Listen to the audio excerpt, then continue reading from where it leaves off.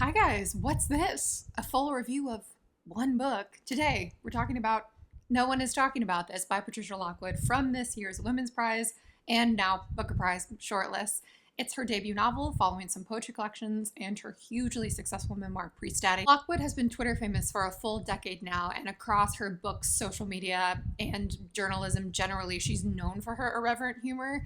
So it's really no surprise that her first novel would focus on things like the medium of Twitter, the humor that thrives there, and the limits of that type of communication. No One Is Talking About This is split nearly down the middle, and although I would say that ultimately the two halves do work together, they feel so different. So I'm mostly going to discuss the two separately and then rein it all in together, okay? But the first section reads like an extended Twitter feed from a narrator who's famous for what she posts on a place called The Portal, and she travels the world giving talks on social media. And the second half focuses on this narrator in a moment of personal tragedy for her and for her family. I hadn't looked up summaries or reviews of this book before starting it, and I knew vaguely that it was about social media. But what this meant for me was that for a large chunk of the 120-page opening section, I didn't know what was real. The narrator keeps referring to the portal, but she uses a different preposition. So instead of saying that she's on Twitter, she says she's in the portal. So initially, and I think Lockwood probably intended this, I was imagining the narrator entering and exiting a separate realm. I wasn't sure about the contours of the portal and how they did or didn't interact with reality. So for example, when the narrator talks about traveling, I wasn't sure if that was physical, I get on a plane and now I'm on a different piece of land travel, or if she was looking at travel images in the portal and projecting herself mentally to them. I was pleasantly confused as to what extent this person was or wasn't embodied, which of course makes you think about how much of many people's lives, especially pandemic lives, amount to our brains going off somewhere and leaving our bodies behind to hold down the fort. You know, you just hang tight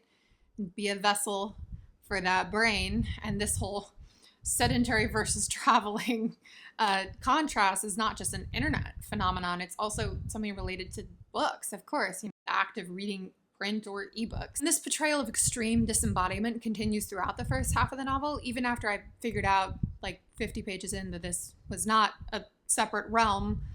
I don't know, descriptions of physical movements in here feel like old school animation where certain key panels are missing. And there's a moment where the narrator takes a bath in essential oils that burn in all the wrong places, where she refers to being jolted back to the address of her body. This book is commenting on Twitter largely by reproducing the experience of Twitter, which has a whole host of ramifications for the reading experience.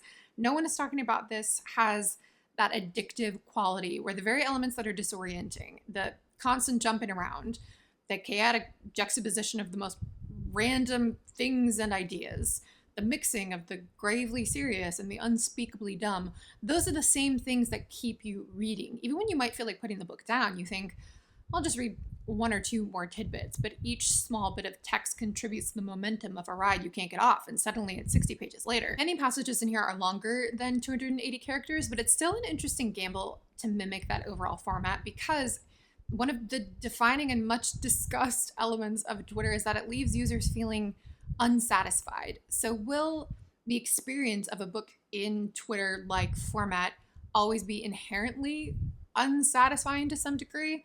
The first half was for me, and I recognize the intentionality behind that, while also missing the feeling of, dare I sound prosaic, reading a book. The humor. Okay, you know what's interesting? A common take that I'm pretty sure I've spatted in the past is that a certain type of humor either works for you or it doesn't. That wasn't true in this case. I haven't followed Patricia Lockwood on social media ever, and I haven't read Pre-Study or any of her poetry.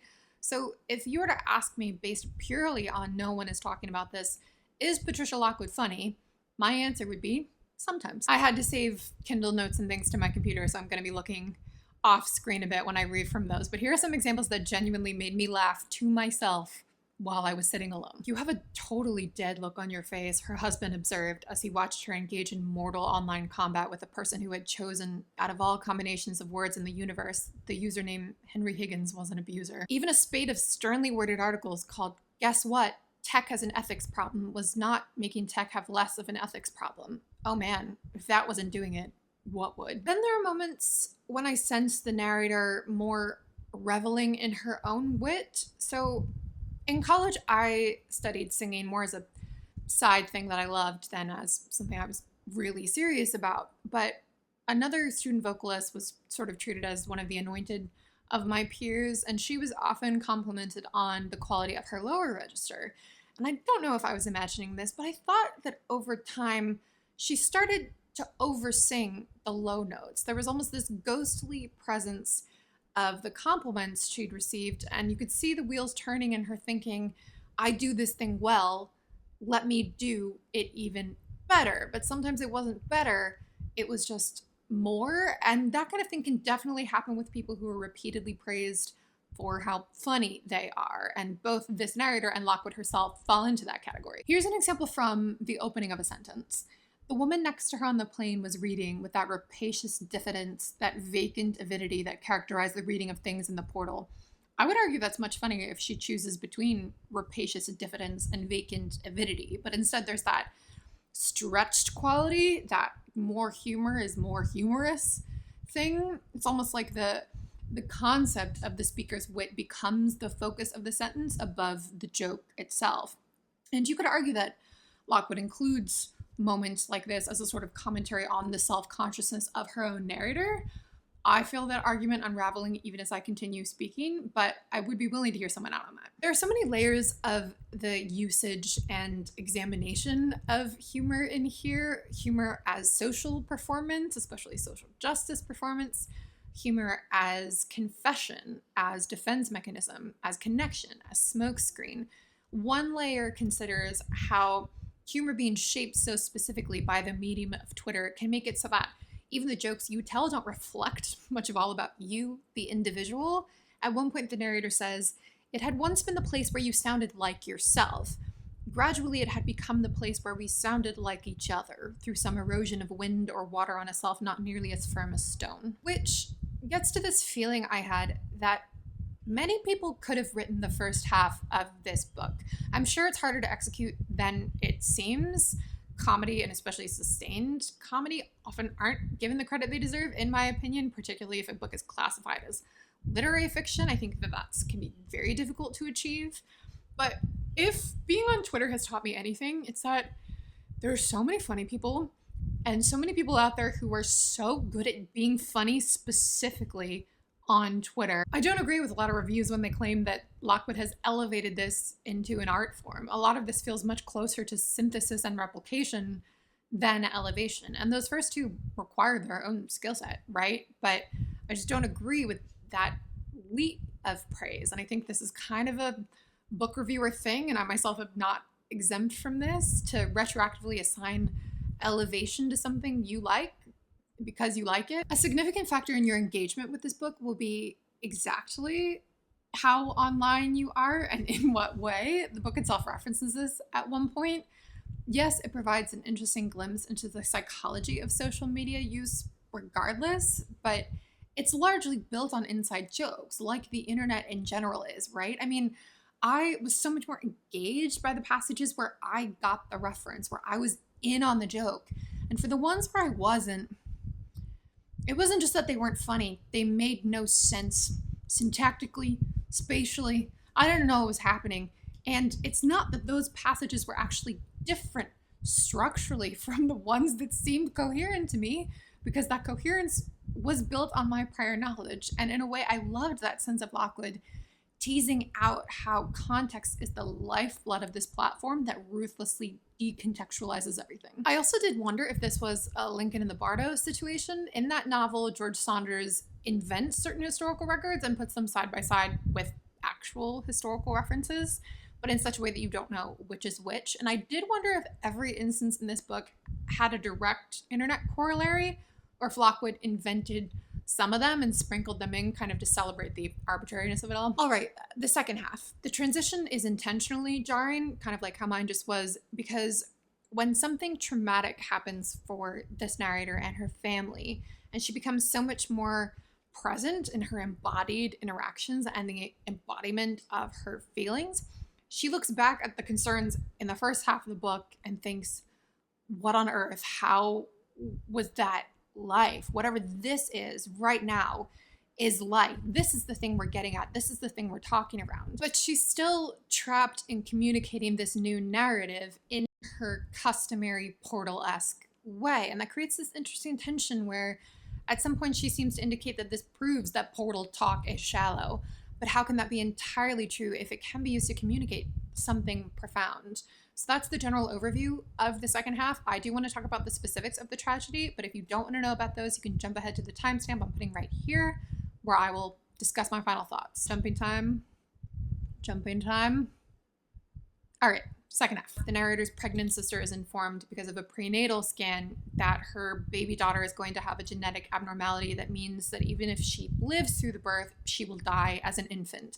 And because of a recent Ohio law restricting any form of inducing after a certain cutoff point, the narrator's sister is effectively forced to give birth to a baby who will live an incredibly short and painful life. So the narrator stays with her sister and brother-in-law throughout the birth and care of her niece until her niece's early death. And at one point she thinks, if all she was funny and none of this was funny, where did that leave her? There are these passages of awe for her niece, for the life that she's living in the moment and for the one that she won't get to live, that are beautiful, that left me feeling heartsick. And I don't actually love Lockwood's style on that essential chemical level, but in this case, like, the beauty penetrated my taste almost. The great gift of the baby knowing their voices, contentless entirely except for love, how she turned so wildly to where the pouring and continuous element was, strained her limbs toward the human sunshine, would fight her way through anything to get there. The things she wanted the baby to know seemed small, so small, how it felt to go to a grocery store on vacation, to wake at 3 a.m. and run your whole life through your fingertips. First library card, new lipstick, a toe going numb for 2 months because you wore borrowed shoes to a friend's wedding. Thursday, October. She's like the wind in a dentist's office. Driver's license picture where you look like a killer. Getting your bathing suit back on after you go to the bathroom. Touching a symbol for sound and then touching it again for silence. Again, this is all happening in the same format as the first half, but now instead of being this continuous stream of intellectual detritus, it's a continuous outpouring of wild grief and love. So it's an experiment in what happens when the life force of this incredibly lively woman goes from being scattered in all directions to laser focused on one detail, one life. I think that the second half is really the book's main strength and the thing that makes it original to Lockwood. And I know that a lot of that strength comes from the contrast with the first half, but that still, the proportion feels overall slightly miscalculated, that we go on too much with the Twitter feed, with the Portal feed for the first 120 pages, and then suddenly you're in a book where you think, oh, there's a reason that I'm reading this book instead of just going online. And that cutting out even just a little bit more from the first half, I imagine that they edited quite a bit out already, but even cutting out a bit more, getting to the second half a little bit earlier, would have made a difference for me. You might have picked up that this is one of those books I've enjoyed thinking about more than actually reading. So in that vein, I have a few final thoughts to put out there so that they can gallop in the wide open range of the internet. One is that from what I can tell, no one is talking about this solidly falls in the autofiction debut novel category, which the acknowledgements made even clearer, and I almost wish I hadn't read the acknowledgements for that reason, because I enjoyed thinking that Lockwood had invented more of this than she probably did. And I don't know exactly why I feel that way or how fair or useful those feelings are. I guess what's maybe seen as more traditional, using fiction to imagine lives and perspectives other than your own, is still more radical to me conceptually. And there's often a certain influx of energy that you sense when an author expands that way in their future work. Although it doesn't have to be one or the other. You can look at one of my favorite books, The Books of My Heart, Anna Karenina, where the two primary protagonists are, split down the middle. One of them is a major act of empathy and imagination, and the other of whom is an obvious stand-in for the author. And I recognize my personal bias toward, for example, getting a cancer diagnosis and illness as metaphor being the result versus a turn to autofiction. But it all just makes me that much more curious for a second novel from Lockwood. But on the side of the autofiction elements, something I greatly appreciated is that Lockwood isn't opining the state of Twitter from afar. She participates in this. She's of these things. She herself might say she's complicit in the issues that she raises. I remember attending a talk between Andrew Sullivan and Jonathan Frantz, and look, with those two, like, there's nothing I could say to own them where they haven't already owned themselves far harder, you know, but it really was the two of them in this case. And in this talk, they were expounding on things like the Cold War, the environment, the internet. It was one of those open-ended discussions. We would all do much better with focused discussions. But anyway, the next day I was in office hours with one of my favorite professors who had also attended the lecture. And I ventured to say, so did that talk feel less than substantive to you? And he was like, oh my God, it's enough to make you wonder why we host these things at all. Because it was so clearly two intelligent people overestimating their contributions to areas outside of their expertise. With the internet in particular, you could tell they hadn't spent that much time on it. They weren't all that familiar with this thing they were critiquing from on high. And Lockwood is not doing that. Thank all the deities. She's an expert here. She often enjoys the internet, and she assumes no posture of superiority in these conversations. Oh, I just stretched my leg out for the first time since I've been filming, and it is not the same leg it was, I can tell you that. I'm of two minds when it comes to social media featuring heavily in novels. I don't want social media to become the next 9-to-5 job in novels. You know how so few books recognize the actual lived reality of most people's jobs, like jobs of any kind, blue collar, white collar, whatever collar you got. And social media could be well on its way to being that element of our everyday lives that novelists collectively overlook. And I understand why that is, because it's so omnipresent that once you acknowledge it, it can redirect or even overtake your narrative. But all that being said, now that I've read No One Is Talking About This, I'm set in terms of reading a book in Twitter format for like the next year. I don't want to engage with too many books that in turn engage with social media to this extent, because so often I turn to books as a way to transport me away from the exact mental experience of this type of book, where I can feel Twitter ravaging my brain and gutting any illusions I might still have that the purpose of language is to, I don't know, communicate. Although to Tevye this, one of my favorite reviews of this book came from Kyle Chayka in The New Republic, and I really like The New Republic's coverage generally. And he says in that review, over the last decade, novelists have struggled with the feeling that the internet is the opposite of narrative. And he goes on to contend that Lockwood is that rare literary beast who embraces the narrative of the internet. Its incoherence, sure, but also its narrative possibilities. Lastly, I want to acknowledge the balls involved in writing a novel that will not age well in a sea of books praised for their timelessness. No One Is Talking About This is heedlessly, recklessly of this moment, or more specifically of even moments from a few years ago already. So read it while it's hot.